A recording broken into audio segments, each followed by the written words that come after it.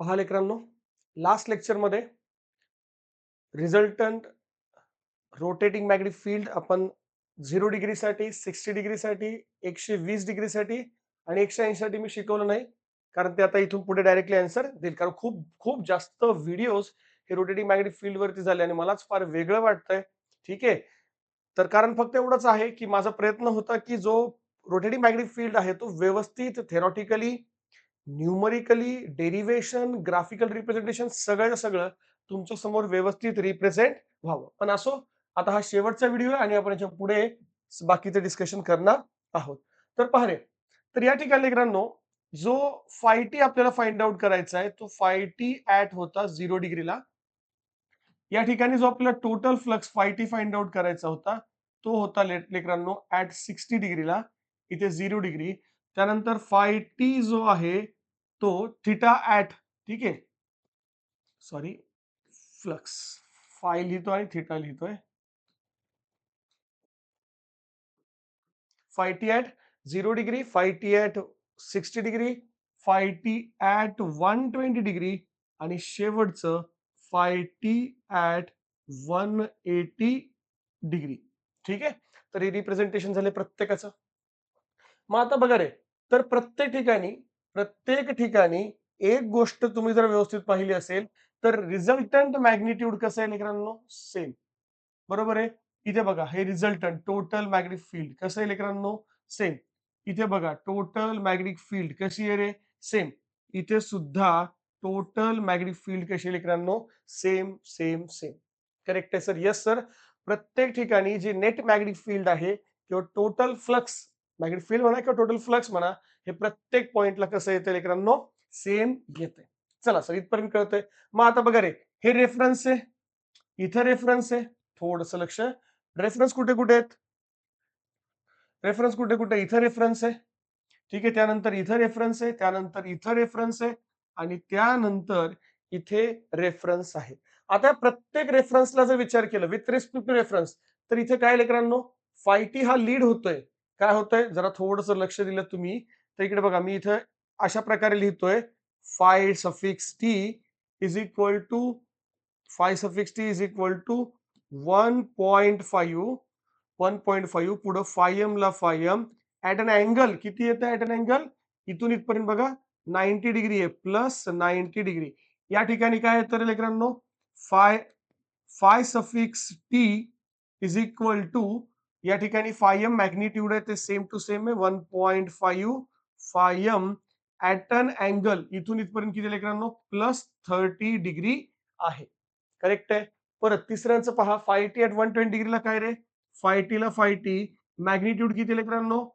Magnitude किती आहे रे? 1.5 phi m at an angle. आता ॲट अन अँगल आहे ते बघा ना, निगेटिव्ह खाली येते, लॅगिंग होते. ह्या रेफरन्स ऍक्सिसला ह्या रेफरन्स ऍक्सिसला लीडिंग आहे. ह्या रेफरन्स ऍक्सिसला हा लीडिंग आहे 30 डिग्रीनी. हा 90 डिग्रीने लीड होतोय. हा 30 डिग्रीने लीड होतोय. हा 30 डिग्रीने लॅग होतोय आणि हा इथे 90 डिग्रीने काय होतोय? लॅग होत आहे. मग इथे बघा, 1.5 फायम आणि इथे काय लेकरांनो? -30 डिग्री लिहितोय कारण लॅगिंग होतंय आणि या ठिकाणी परत शेवटचं phi T is equal to 1.5 phi m at an angle -90 degree. Clear आहे? हे प्रत्येक जे झालं हे पोलार रिप्रेझेंटेशन लिहिलेलं आहे. काय रिप्रेझेंट केलं या ठिकाणी? Polar representation. चला आता लक्ष द्या प्लीज. आता यापुढे इथे काय करायचंय मला, तर इथे लिहितोय बघा ना, हा जो रेफरन्स आहे तो काय झाला रे? लीड झालाय. म्हणजे या ठिकाणी लिहितो लेकरांनो, phi T lead, yes, phi T lead by 90 degree. Lead हा शब्द आलाय कारण इथे प्लस आहे. Phi T lead by 90 degree to what? To reference axis. To what? Reference axis. That's it. परत इथे बघा, जो फाय टी आहे तो लीडिंग आहे. किती लीड आहे रे? Yes please. 30 डिग्री लीड आहे. तर या ठिकाणी लिहितोय phi T lead by what? 30 degree to, कुणाला लीड करतोय रे? टू, अगेन बच्चो, रेफरन्स ऍक्सिस. काय अडचण इथपर्यंत? लक्ष द्या परत. Phi T at 120 degree. परत इथे काय येईल रे? फाय सफिक्स टी लॅग होतोय निगेटिव्ह आलं ना, इथं बघा मी लिहिले मायनस मीन्स निगेटिव्ह. सो या ठिकाणी लिहितोय lag by 30 degree, lag by 30 degree to reference axis. To what? Reference axis. आणि सगळ्यात शेवटचं ते म्हणजे काय रे? तर या ठिकाणी फाय टी अगेन लॅग होतोय, कारण इथे निगेटिव्ह ॲक्सिसला येतोय ना reference. Lag by 90 degree to reference axis. To what? To reference axis. मला वाटतंय इथपर्यंत प्रत्येक विद्यार्थ्यांना व्यवस्थित कळत असेल. आता इथे काय आहे हो सर, नेमकं एक्सप्लेन काय करायचं आहे? बघा किती इंटरेस्टिंग आणि व्यवस्थित तुम्हाला कळेल. तर या ठिकाणी लेकरांनो, या ठिकाणी काय रे, तर प्रत्येक ठिकाणी आपल्याला बघायचंय की जो रिझल्टंट मॅग्नेटिक फील्ड आहे, ती इनिशियली कुठे होती? 0 डिग्रीला. इनिशियली रिझल्टंट मॅग्नेटिक फील्ड इकडे होती. बघा, इथे लक्ष द्या, -φy आहे आणि इथं काय रे, φy आणि बी, पॉझिटिव्ह बी फ्लक्स आणि इथे निगेटिव्ह मॅग्निट्यूड. ठीक आहे. ह्या दोघांमध्ये रिझल्टंट आला इकडे. ह्या दोघांमध्ये रिझल्टंट इकडे आलाय. परत रोटेट मॅग्नेटिक फील्ड इथून कुठे मूव्ह झाली रे? इकडे मूव्ह झाली. रिझल्टंट इकडे आलेला आहे. परत रोटेटिंग मॅग्नेटिक फील्ड परत इकडे काय झाली रे? इकडे आली आहे. इथं रिझल्टंट आलेलं आहे. परत रोटेटिंग मॅग्नेटिक फील्ड ही परत इकडे आलेली आहे. म्हणजे इथं रिझल्टंट आलेला आहे. याचा अर्थ काय रे? परत तुम्ही 180 घेतलं, 180 मध्ये परत 60 मिळवा, 240 घ्या, त्याच्यानंतर 300 घ्या आणि 380 घ्या. हळू काय होईल? ही रोटेटिंग मॅग्नेटिक फील्ड इथून परत इकडे, इकडे आणि परत शेवटी त्याच पोझिशनला येईल. मला असं वाटतंय की इथून एक गोष्ट कळाली बघा, रोटेटिंग मॅग्नेटिक फील्ड ही अशा प्रकारे, अशा प्रकारे म्हणजे कुठल्या डायरेक्शनला? क्लॉकवाईज डायरेक्शनला काय होतं लेकरांनो? रोटेट होत आहे. ठीक आहे. So this is the nature of rotating magnetic field. ठीक आहे. आणि नंतर काय होतं, मी जसं ऑपरेशन मध्ये तुम्हाला सांगितलंय थ्री फेज इंडक्शन मोटरच्या, नंतर काही रोटेटिंग मॅग्नेटिक फील्ड आहे, ही कुणाला कट करते? रोटर कंडक्टरला कट करते आणि त्या रोटर कंडक्टर मध्ये इंड्युस्ड ईएमएफ क्रिएट होतात. आता पुढे काय आहे तो परत तुम्ही जर operation of three phase induction motor video पाहिला असेल तर नक्कीच कळेल. ठीक आहे. मला असं वाटतंय की प्रत्येक विद्यार्थ्यांना ही गोष्ट क्लिअर झाली आहे की रोटेटिंग मॅग्नेटिक फील्ड ह्या 4 वेगवेगळ्या अँगलला आपण फाइंड आउट केलेली आहे. ठीक आहे. लक्ष असू द्या इथे. याच्यामध्ये जर कुठला डाऊट असेल तर तुम्ही नक्कीच विचारू शकता. मग इथे मी छोटंसं 2 नोट पॉइंट लिहिलेत. पहिला नोट पॉइंट काय रे, की प्रत्येक रिझल्टंट मॅग्नेटिक फील्डचं अँगल कसं आहे रे? सेम टू सेम आहे. सॉरी, चुकून बोललोय. प्रत्येक रिझल्टंट मॅग्नेटिक फील्ड मॅग्निट्यूड कसं आहे लेकरांनो? सेम आहे. चला पहा, नेक्स्ट पेजवर काय लिहिलं लक्ष द्या कन्क्लुजन मध्ये. The magnitude the magnitude of five T at any value of theta, म्हणजे थिटा पासून ते 360 डिग्री. पण आपण इथे या ठिकाणी काय घेतलं रे? 0 डिग्री घेतलंय, त्याच्यानंतर 60 डिग्री, त्याच्यानंतर 120 डिग्री आणि त्याच्यानंतर 180 डिग्री बघितलंय. पण या प्रत्येक अँगलला मॅग्निट्यूड किती होतं? तर बघा, अँप्लिट्यूड म्हणा, ह्याला अँप्लिट्यूड शब्द वापरला इथे, पण तुम्ही याला इथे मॅग्निट्यूड सुद्धा म्हणू शकता. मॅग्निट्यूड सुद्धा म्हणू शकता. किती मॅग्निट्यूड रोटेट फील्ड? तर या ठिकाणी लिहितोय phi suffix T is equal to 3/2 into लेकरांनो फाय एम, आणि 3/2 म्हणजेच काय रे? 1.5 phi M. This is the magnitude which is common or which is same for all angle, that may be for theta is equal to 0 degree, 60 degree, 120 degree आणि 180 degree. पुढच्या values तुम्ही 360 पर्यंत ठेवू शकता. परत काय रे? Phi T rotate in which direction? Clockwise direction. Check करा प्लीज. फाय टी इथे आहे बघा, इथून इकडे आलाय. यस.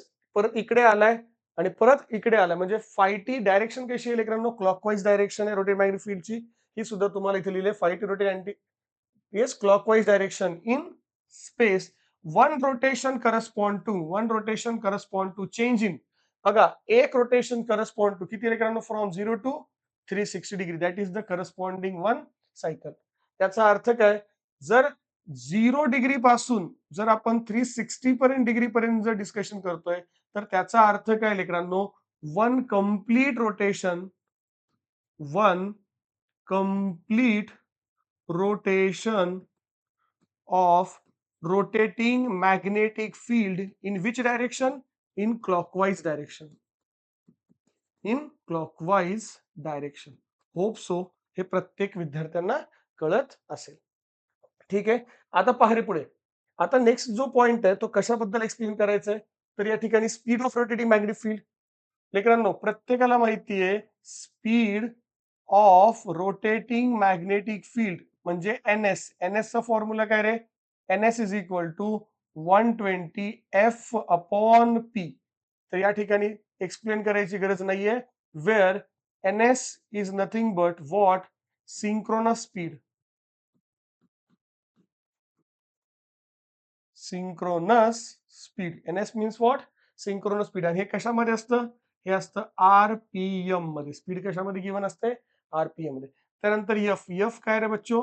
Supply frequency. एफ काय आहे लेकरांनो? Supply frequency. आणि शेवटचं P.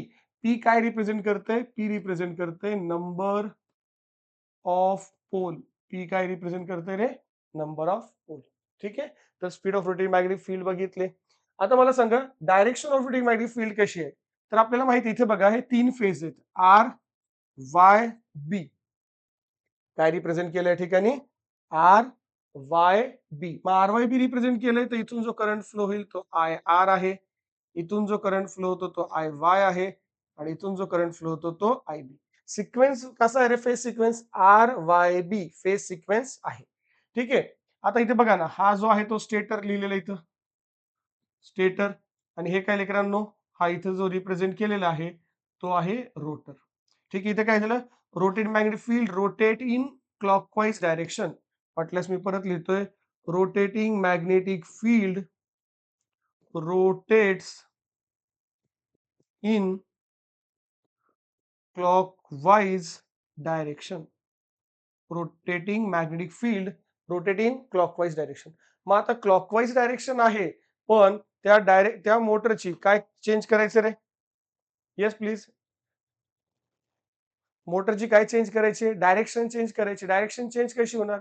By interchanging the any one phase. म्हणजे फॉर एक्झाम्पल या ठिकाणी आर वाय बी आहे तर या ठिकाणी काय करतोय? वाय वरती घेतोय आणि इथे आर इथे लेकरांनो आणि बी ला बी ऍज इट इज म्हणजे इंटरचेंज करतोय. इंटरचेंज केलं तर काय होईल? म्हणजे R Y B phase sequence आहे तर या ठिकाणी बी वाय हा आरच्या ठिकाणी आणि आर हा वायच्या ठिकाणी. That's it. त्याच्यामुळे काय होईल रे लेकरांनो? रोटेटिंग मॅग्नेटिक फील्ड ची डायरेक्शन काय होईल? इथे अँटी क्लॉकवाईज होईल. येस. तर या ठिकाणी लिहितोय rotating magnetic field rotates in the anti clockwise direction. Anti clockwise direction. Rotating magnetic field rotate in which direction? Anti clockwise direction. इथे काय रे? क्लॉकवाईज आणि इथे अँटी क्लॉकवाईज. म्हणजे the direction of rotating magnetic field ही कशा प्रकारे असते? By changing the phase sequence. The direction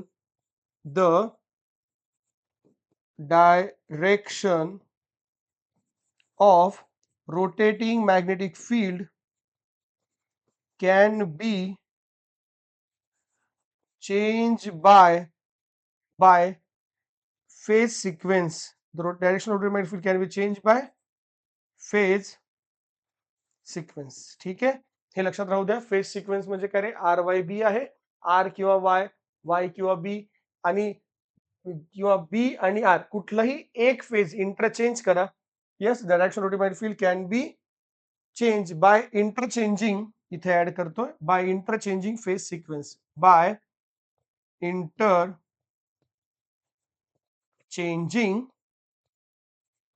phase sequence. नक्कीच कळालं असेल की the direction of rotating magnetic field कशा प्रकारे चेंज होते. ठीक आहे. हा व्हिडिओ आपण इथेच थांबूत.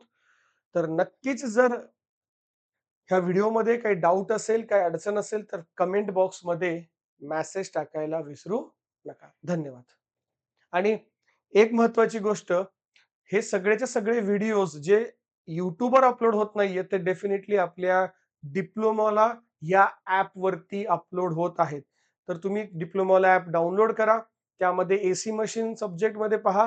पूर्ण व्हिडिओज अपलोडेड आहेत विथ हे जे फाईल्स आहेत पीडीएफ फाईल ज्या मी बोर्ड वरती लिहितोय त्या सुद्धा तिथे तुम्हाला पीडीएफ फॉर्मॅट मध्ये अवेलेबल असतील. धन्यवाद.